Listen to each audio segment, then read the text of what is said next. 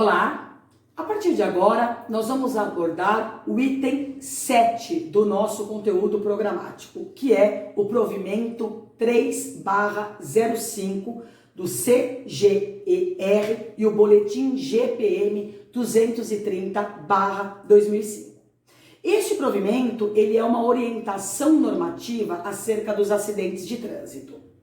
Analisando o boletim GPM 230/05, no item 3, nós verificamos, permitam-me a leitura, considerando, finalmente, que a corporação deve sempre estar atenta para as alterações constitucionais, legais e jurisprudenciais que possam afetar as atribuições das autoridades policiais militares. Eu fiz a leitura deste considerando, particularmente, por quê? Porque desde o início dos nossos estudos, eu venho reiterando para vocês a necessidade e a importância do olhar constitucional quando nós estudamos o processo penal militar. Não basta estudar somente o CPPM, tem que ter o olhar constitucional. Inclusive, eu tenho cuidado nas minhas aulas de trazer diversos julgamentos, eu menciono para vocês no decorrer das aulas, diversos julgamentos, tanto da Suprema Corte, quanto da nossa Corte Castrense Estadual, quanto do STM, justamente com a finalidade de mantê-los atualizados. E é justamente isso que esse considerando ele menciona. Ele fala que os membros da corporação, eles têm que estar atentos para as alterações. Quem está atento para as alterações tem sucesso tanto na vida prática, na vida profissional do dia a dia, e que, com relação aos concursos públicos, não precisamos nem mencionar que justamente o que é cobrado são as alterações.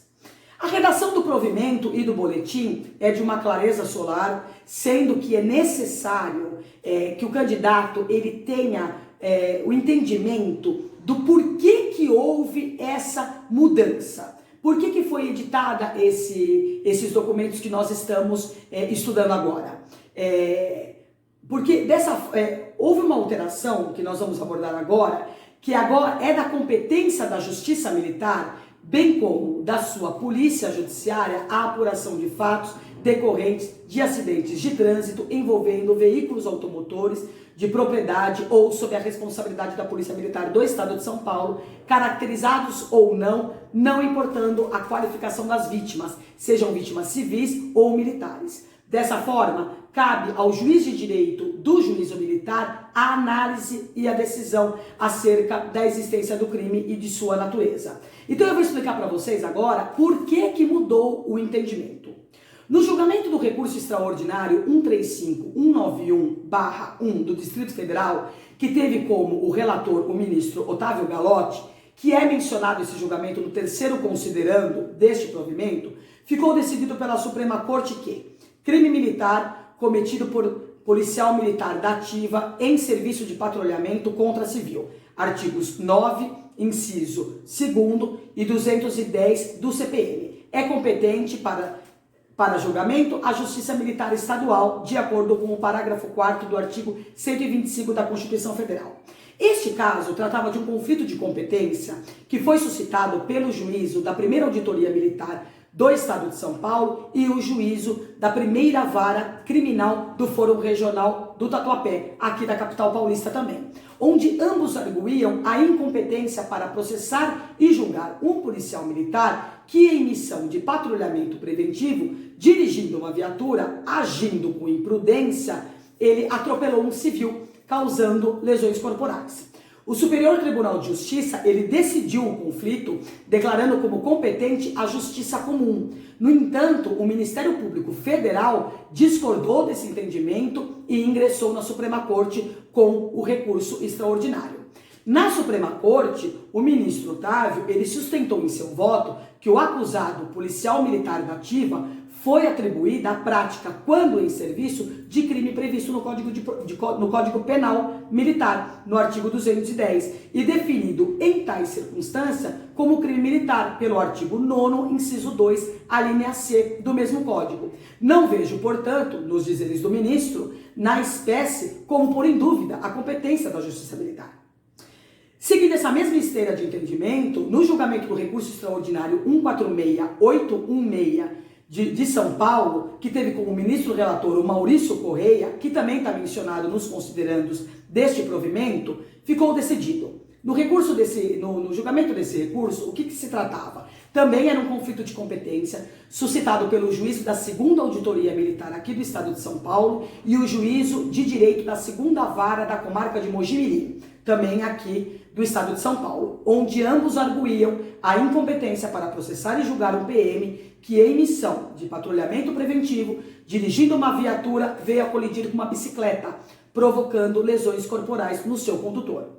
O STJ novamente decidiu o conflito, aplicando dessa vez o disposto na súmula 6, entendendo que a competência novamente era da Justiça Comum. O Ministério Público Federal não concordou e ingressou com o recurso extraordinário, falando que essa decisão do STJ contrariava o disposto no artigo 125, parágrafo 4º da Constituição Federal, que determina que compete à Justiça Militar Estadual processar e julgar os policiais militares nos crimes militares definidos em lei. E o recurso aportou lá no STF.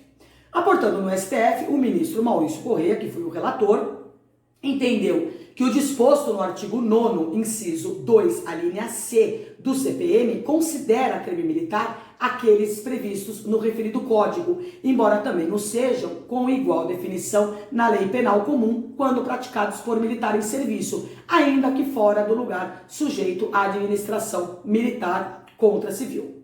O que pode ser considerado pela análise desses dois julgados que eu acabei de fazer a leitura, que foram proferidos pela Suprema Corte em momentos distintos, o primeiro foi em 1991 e o segundo foi em 1999, é a existência de entendimentos contrários à aplicação da súmula 6 do STJ, súmula essa que foi editada em 1990. O STF não acolheu o entendimento defendido pelo STJ e o provimento que nós estamos estudando acompanha o entendimento do STF e do STM. O Tribunal de Justiça Militar aqui do estado de São Paulo, no julgamento da apelação criminal 0004644, firmou diversos entendimentos, a saber, a aplicação dos dispositivos do Código Penal Militar prevalece sobre os do Código de Trânsito Brasileiro. As hipóteses previstas nos artigos 302 e 303 do CTB somente podem ser aplicadas ao militar se este não estiver em serviço, nem atuando em razão da função ou qualquer outra situação prevista no artigo 9º, inciso 2 do Código Penal Militar.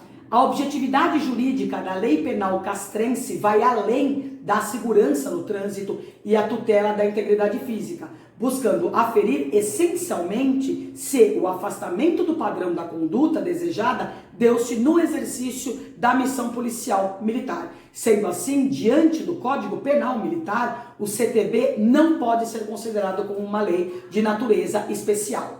E a condição do agente estar em serviço na condução de viatura policial constitui a própria visatrativa da natureza militar da infração, afastando inclusive a capitulação correlata do Código de Trânsito Brasileiro.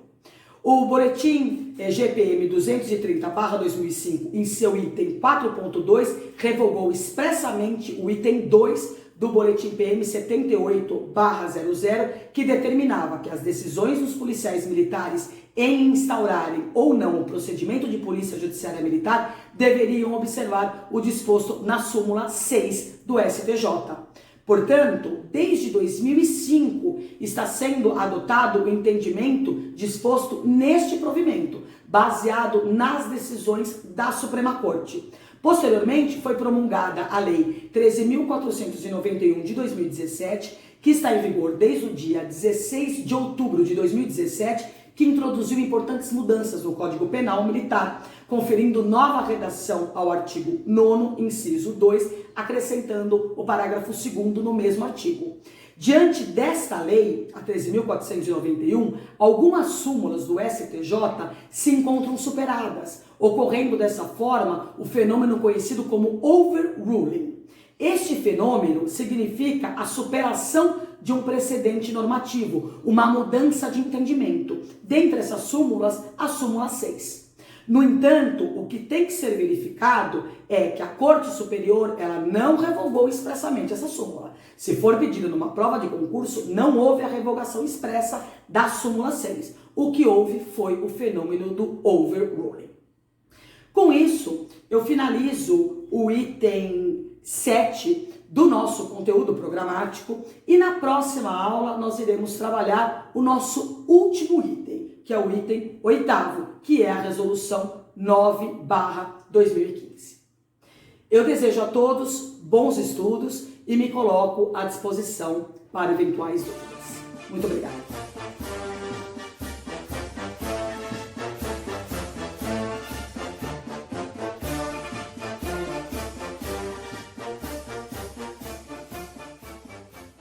Persona Cursos. O segredo é acreditar.